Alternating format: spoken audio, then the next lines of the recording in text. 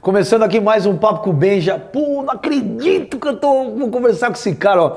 Já veio o Brown, o D2, o Falcão do Rapa. Pô, faltava esse cara, seu Jorge. E aí, vem? Beleza, seu Jorge? Muito bem, certo. Seu Jorge, antes de mais nada, uma pergunta que você já deve ter respondido 1 bilhão de vezes. Por que é o seu Jorge? Foi um apelido que eu ganhei do Marcelo Yuca. Do Rapa? É. Foi um apelido dele que me deu esse apelido. Ele falou que eu tinha um temperamento parecido com o do tio dele, que é um suburbano como eu, né, convicto, e que se chamava Jorge. E todos chamavam ele de seu Jorge. E aí era um nome que ele estava me dando para um grupo que eu tinha formado em 97, chamado Farofa Carioca. Eu lembro.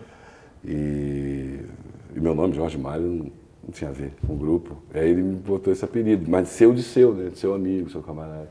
Não de senhor, de seu, é seu. Pô, você falou que você é um suburbano convicto igual o tio dele. O seu Jorge... Igual ele também, né? Igual ele também, com certeza. Infelizmente vítima da violência, né? Que assola o subúrbio. Que assola o Brasil, infelizmente. Mas o seu Jorge, suburbano convicto, de onde surgiu a paixão pela música? Você toca baixo, você toca guitarra, você canta, você compõe, você é artista.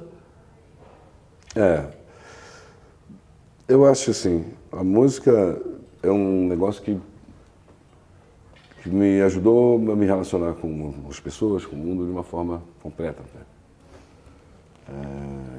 Eu sou do subúrbio mesmo, sou do Belfor Roxo, da Baixada Fluminense.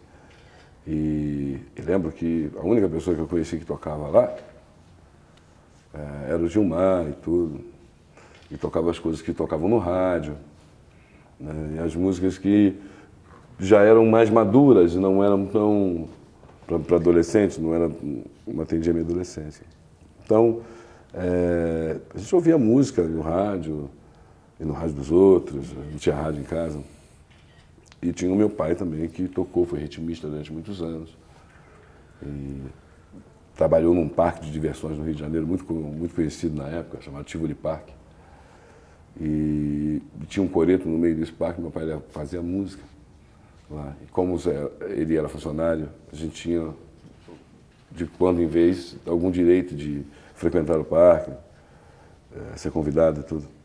E pra gente, que era criança, era maravilhoso. Então eu ia, levava meus irmãos, era o mais velho, e tomava conta deles ali com os brinquedos e tudo, mas me interessava mesmo no coreto, ficar com os mais velhos e tal. Me dava muito bem com os amigos do meu pai, né? E gostava daquela energia. Aos 10 anos eu inventei de querer tocar saxofone, para tocar na banda marcial da escola, mas não consegui, instrumento muito caro, muito nobre. E aí fiquei alimentando aquilo, fui trabalhar com tantas outras coisas, fazendo outras coisas. Nunca me alimentei a ideia de ser artista, me tornar artista mesmo. Fazer isso para sobreviver. Da onde eu venho não se sonha com essas coisas, não se pode imaginar que você vai materializar um sonho assim. Aí aos 20 anos, eu realmente decidi a fazer música. Um dia eu falei, não vou trabalhar para ninguém, não vou aguentar. Eu vou ficar entrando em emprego, saindo de emprego, assinando carteira, você não mandando embora, assinando carteira, você não mandando embora. E eu tinha vindo de uma situação de assinar carteira e ser mandado embora na década de 80. O Tchau era muito traumatizado quando entrou na década de 90 com essa coisa que acontecia. O emprego não era seguro no Brasil. Então, assim, vai passar a barca, pô, na empresa era um inferno, né? Assim, eu era garoto, eu tinha, sei lá, 16 anos, trabalhava no cartão nacional, do extinto Banco Nacional. Banco? Do extinto banco. Do Magalhães Pinto, não é? Isso, se enrolou todo depois, aí com a justiça. E na época, minha tia conseguiu que eu fizesse um concurso, na época, para entrar nessa agência, nesse banco. Ela acreditava, meu tio, meu pai, que elas tinham conseguido assim, o melhor emprego da família, né? E que, pô, aquilo ali, se meus irmãos se balizassem a vida deles, olhando para aquele exemplo, né, que eu era, então estava perfeito, eles tinham cumprido a missão deles. Na verdade, minha família nunca pensou em nada dessas coisas de sucesso, nunca esperou, nunca desejou, só que simplesmente queria ver a gente criado com dignidade, não dando porque não presta, não fazendo bobagem. Era essa era o grande objetivo do meu pai, da minha mãe, dos meus tios, né? Assim, você entende que os caras nasceram, sei lá, em 1930, meu pai 31, e tolerância zero, né, para o negro, para o pobre, nessa época. Então, eles foram criados com uma certa reserva do mundo. E filho é uma coisa de muita responsabilidade. Você tem que saber o que fazer quando eles estão aí. E essa preocupação eles tinham de não deixar a diversidade da vida roubar o seu filho para um caminho torto, para um caminho que não vai levar o cara para... Não era ser famoso, não era ser rico, não era ser dinheiro, não era nada. Era simplesmente crescer, poder constituir uma família, ter o seu emprego com dignidade, levar coisa, poder ter moral na praça onde mora, né? Você poder transitar na rua e poder viver da admiração das pessoas e tal, desfrutar da admiração e da confiança das pessoas. Então, e como é que você enxerga isso hoje? Porque você fala essa história aí, eu estava prestando muita atenção, eu dou um puta valor, que eu acho legal pra cacete uma pessoa que teve uma origem difícil, que não tinha as facilidades, que sofreu alguma dificuldade financeira, e venceu, e está vencendo, e vai fazer muito mais coisa na vida. Muito parecido com muitos jogadores de futebol. Tem uma história parecida, né? Somos todos vivendo o mesmo sonho, saindo oriundos do mesmo universo, sofrendo adversidades semelhantes, problemas semelhantes, na constituição da dignidade, né? Você vai crescendo, a gente vive num país que vai ter um problema muito sério, eu acredito que na questão do voluntariado, porque afinal de contas a gente tem criança de 6, 7 anos de idade, no sinal, com chupeta na boca e vendendo chiclete. Tem criança aí que só sabe falar paçoquita, é 10. Entendeu? Não sabe falar mais nada, mas se só paçoquita é 10, ele sabe falar. E como é que a gente vai conseguir gente disponível para atender? Eu estive nas Olimpíadas de Londres, no final, passei uma semana antes, me preparando para fazer a participação. E, bom, a gente pôde anotar que tinha toda uma coisa funcionando muito bem, né? Tudo em ordem, infraestrutura, tal, tudo aquilo que a gente já sabe. Mas olhando para o aspecto social, é uma grande oportunidade. É uma grande oportunidade para o Brasil. Voltando nisso aqui, seu Jorge, o Brasil é racista?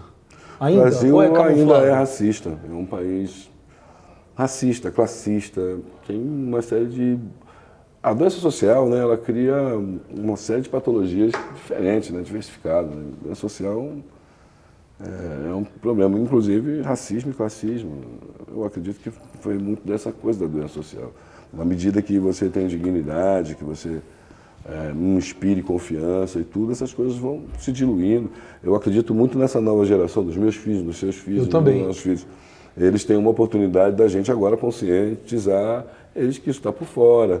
Que as pessoas têm valor, a gente tem que existir mais exemplos, mais referências, né? Exemplos talvez não digo, mas referências positivas de pessoas. E o esporte, mas digo mais uma vez, reitero, é um instrumento extremamente fundamental, né, dentro do seio da educação. Assim como a música. Assim, eu coloco no mesmo patamar. Como a arte, de uma forma geral, né? Acredito que um dia, se a gente no nosso país puder ter um ministério que seja um Ministério de Educação, Cultura e Esporte, tudo junto, integrado, a gente vai poder ter um resultado maior e melhor. Quando eu entendo que essas pastas são separadas, né, ele cria um inchaço no funcionalismo, uma despesa maior para o Estado, e quando essas três coisas estão completamente integradas hoje, e são fundamentais para a pré-infância, para a pré-adolescência, para a pré-alfabetização. São coisas que são... Uma vez eu estava entrevistando, eu tinha comentado com você, entrevistei o Brown junto com o Paulo César Caju. Eu sou fãzão, sou fãzão dos dois. Dois gênios. E o Caju, que você conhece muito bem a história, carioca, também teve uma origem difícil e tal. Mas o Caju foi o primeiro jogador de futebol, que eu saiba, negrão, contestador. Foi lá que bateu de frente contra o sistema, peitou lá os dirigentes do Fluminense uma vez, foi falar pro cara, por que eu vou fazer na fila do embarque do avião? Por que vocês são primeiro, eu sou os últimos e tal? E brigou. Na música, quem foi pra você? Você acha que o artista negro mesmo que falou, opa, Calma que nós estamos chegando e não é assim. Racionais, eu acho que entre todos os artistas No Brasil, o Grupo Racionais atende não só a questão da negritude e as ansiedades que toda a nossa gente tem, mas a outras questões que estão vinculadas à negritude, à pobreza, à miséria, à ausência de programas. Então, ele engloba melhor toda uma expectativa de sensibilização, de consciência. Negro Drama é uma obra de arte, é uma canção que, juntamente com o Ed Rock e o Brau relata um pouco da vida dele particular na canção.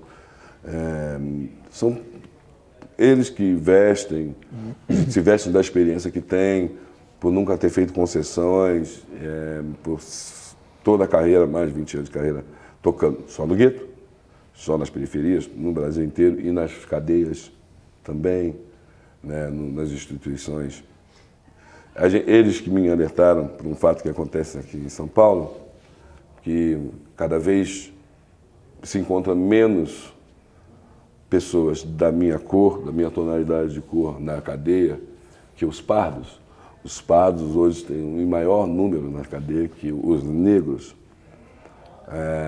Mas em São Paulo, essa questão da negritude não fica na cor da pele, e fica sim no sofrimento que todas as pessoas estão passando juntos, na inanição, né? E acho que o Brau, Mano Brown, Racionais, um todo, foi um artista que confrontou, sem fazer nenhuma concessão, sem seguir nenhum modelo de sucesso. Ao contrário, em certas situações, completamente fora da indústria formal e dos seus preceitos que ela coloca como regra para a gente poder expor o nosso trabalho e tudo, eles passaram por cima. Em certas situações, eles já deixaram até de arrecadar direitos por entender que o maior direito que eles tinham é de conquistar um povo cada vez maior, sem controle de nenhuma instituição. Eles conseguiram avanços maravilhosos e conseguiram fazer com que hoje toda uma geração assimilasse bem a mensagem que tem no conteúdo das músicas.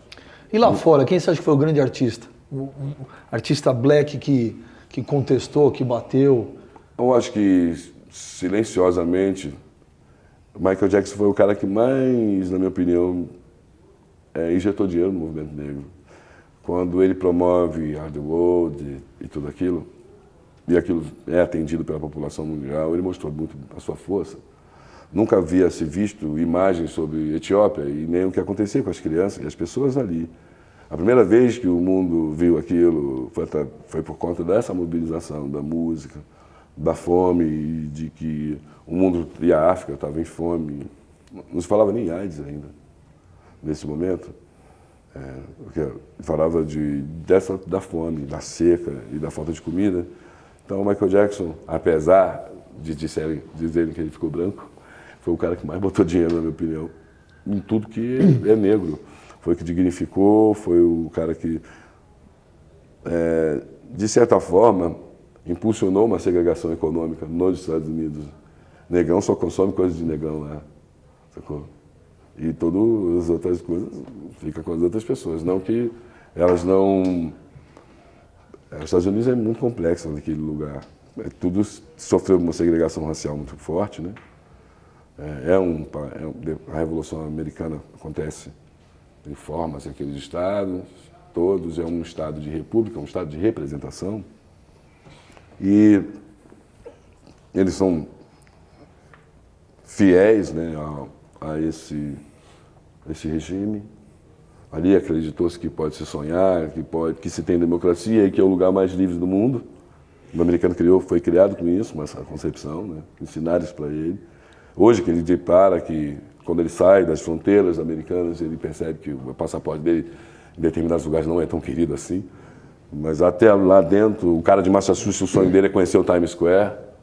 E essa segregação racial que hoje não existe, né, presente, né, ali, mas ser muito forte economicamente. Existe uma segregação econômica, quando você percebe que existe uma televisão negra, com atores, profissionais, todos negros, para atender um público negro. E um dos caras que eu coloco, que teve um papel preponderante também, é esse aqui, o Tupac, que tem a história fora de série, que a mãe dele era militante dos Black Panthers, né? É, exatamente. Ele cresceu ali vendo tudo isso. Mas antes de falar de uma outra paixão tua, só para lembrar que você falou de Racionais, dá parabéns com aquela música That's My Way que você fez com o Ed Rock lá com o Racionais. É do cacete aquele som, é maravilhoso. Eu adoro que é um black que também muda um pouco a cara dos Racionais. É uma música com uma outra batida, uma outra levada, que tá do cacete. Todos nós estamos bem mais velhos, nossos filhos estão crescendo, estão interferindo muito no que a gente faz, no que a gente fala, inclusive. Eles percebem os nossos desejos, nossos sonhos e tudo. E essa coisa, na nossa profissão, não tem como desassociar a nossa profissão da nossa vida doméstica e de tudo que, muito do que a gente fala, a gente escolhe dentro da própria casa até.